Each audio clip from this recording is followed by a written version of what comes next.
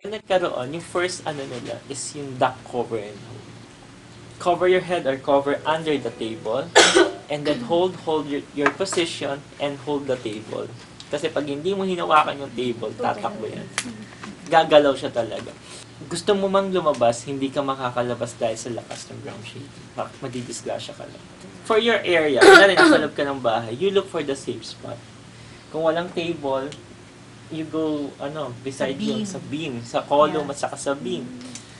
Yung hamba ng pintuan, matibay yan. So you look for that.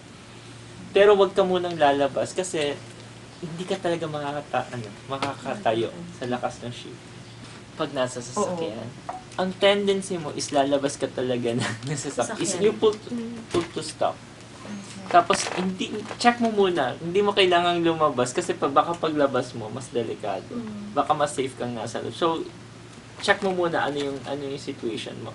Do not attempt to cross bridges kasi nga, baka pagsampa mo, may crack pala, mabitak. Diba? Kasama kang babagsak. Yan, stay away from poles. Yung mga buildings, especially yung mga glass buildings.